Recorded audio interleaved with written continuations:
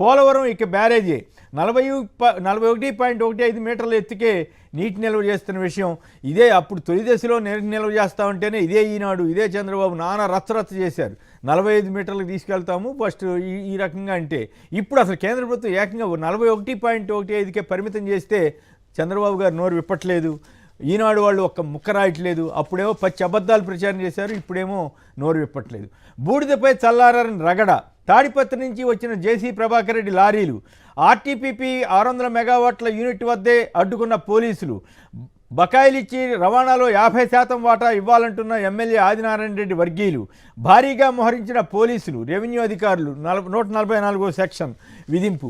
వీటి మీద social media యాక్టివిస్టుల మీద ఇష్టారాజ్యంగా ఎవరి మీద పెడితే వాళ్ళ మీద కేసులు పెట్టే చంద్రబాబు గారి ప్రభుత్వం జేసీ ప్రభాకర్ రెడ్డి గారు ఏం చెప్పినా ఎంత దారుణంగా వ్యాఖ్యానాలు చేసినా నా ఇష్టం నేను ఏదైనా చేస్తానని చెప్పినా, అలాగే ఇప్పుడు ఎమ్మెల్యే ఆదినారాయణ రెడ్డి గారు ఏకంగా అదానీ కాంట్రాక్ట్ సిబ్బంది పైన సీఎం రమేష్ గారి సిబ్బంది అనుకుంటా వాళ్ళ మీద దాడి చేసిన వాళ్ళ మనుషులు.